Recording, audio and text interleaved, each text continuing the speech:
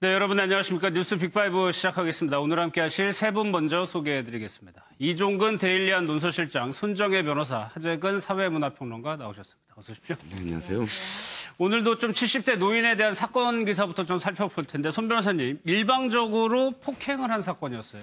양재역 부근에서 있었던 예. 일인데요. 처음 보는 사람들끼리입니다. 그리고 그 피해자가 70대 노인이라는 예. 점에서 좀 충격적인데요. 같이 술을 마시자고 처음 보는 사람한테 붙잡고 인사를 하면서 말을 걸기 시작합니다. 근데 당연히 70대 피해자분께서는 마실 이유가 없죠. 마실 이유가 예. 없으니까 술 취했나 보다 이러고 이제 마을버스를 올라타게 되는데요. 양재역하고 본인 집하고는 한 2정거장 차이라고 하니까 마을버스를 타고 올라탔는데 그 만취한 조 씨가 다 따라 타는 겁니다. 함께 버스를 타고 억지로 앉히게 되는데 예. 3분간 목이나 머리 아래로 굉장히 강한 힘으로 꺾어서 지지겼던 모양입니다. 예.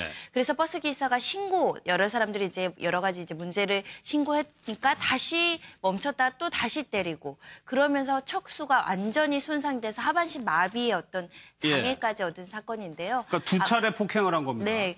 흉추가 골절되고 탈구됐다고 하는 걸로 봐서는 예. 술 취한 사람이 가지고 있는 괴력으로 노인을 굉장히 압도할 만큼 힘으로 폭행한 것으로 보입니다. 결국에는 하반신 마비까지 지금 오게 되는데 결국에는 주치폭력이에요. 술 취해가지고 본인은 기억도 안 난다고 얘기하면서 술 취해서 때린 거거든요. 그렇죠. 그러니까 경찰에서 증언이 나는 기억이 나지 않는다는 예. 말만 되풀이하고 있는 것으로 보입니다. 그런데 대개 왜 주치폭력의 어떤 이 변명은 다 그렇지 않습니까? 나는 술이 취해서 그렇죠. 기억이 안 난다. 예. 그것으로서 어떤 죄가 모면되는 것은 아닐진데 지금 아직 수사는 계속되고 있습니다만 특별히 어떤 이 전과가 있거나 그렇지는 않은 걸로 보여서 예. 이것이 이제 계속되는 어떤 행동인 것은 아닌 것으로 보이나 그럼에도 불구하고 처음 보는 사람에게 그렇게 폭행을 가해서 하반신 마비를 일으켰다 그러면 예. 그건 이해할 수 없는 그런 행동이죠. 그러니까 저기 술이 취해서 아무리 술이 취했다고 하더라도 양재역 9시면은 사람들이 굉장히 많이 다니는 지역인데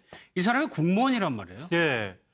다른 공무원도 아니고 교육청 예. 소속 초등학교에 공부하는 사람이죠. 행정공무원, 그러니까 교사는 아니고 예. 학교 일을 보는 행정공무원이라고 하는데 그래도 어쨌든 아이들을 교육하는 현장에서 일을 하는 공직자인데 예. 어떻게 이런 행동을 하는지 이해가 안 되는 거고 보통 이제 음주로 좀 폭력성을 보이는 분들이 주먹질을 하는 경우가 많은데 이분 같은 경우는 단순 주먹질이 아니라 사람을 내리눌러서 짓이겨가지고 예. 그 완력으로 뼈를 부러뜨리는 이런 정도까지 이르게 했기 때문에 매우 특수한 행동을 한 것이고 예. 이게 이 가해자 주장대로 정말 술 취해서 이렇게 한 거라면 사람이 술 취해서 하는 행동은 하나의 패턴인데 술 먹으면 의뢰의 그런 패턴이 나타나는 왔다는 경향이- 거죠. 예. 그게 이제 그리고 또 그 패턴이 제지를 당하지 않으면 더 강화되는 경향도 있고 예. 지금까지 과거 전과는 없었다고 하지만 과거에도 혹시 폭력적인 성향이 있었는지 근데 요즘에 와서 이렇게 아주 기괴한 형태로 그러니까 단순히 때리는 게 아니라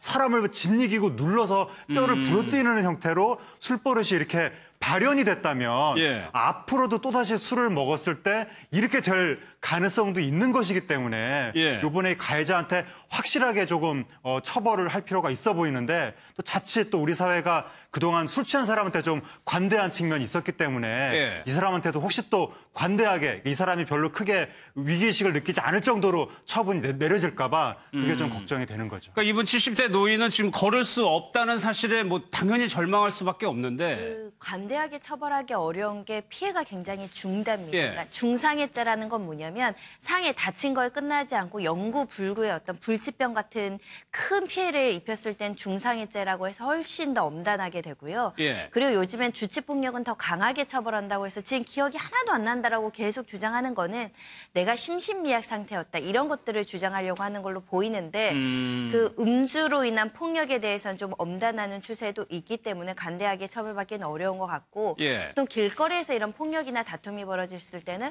툭 친다거나 서로 말싸움을 한다거나 뭔가 피해자 측에서도 도발하는 요소가 있는데 이 사건은 그야말로 피해자가 아무런 행동도 하지 않고 길을 가던 중에 지나가던 중에 난데없이 그냥. 예. 어떤 사람들 술을 먹자 그랬고 술을 먹지 않는다는 이유로 그 자리에 있었다는 이유만으로 이런 큰 피해를 입은 거거든요. 예. 그래서 피해자 가족들이 굉장히 분통해하고 있고 원망하고 있고 또 어르신이 갑자기 하루아침에 하반신 불구가 되고 걸을 수 없다고 하니까 굉장히 충격적일 겁니다. 예.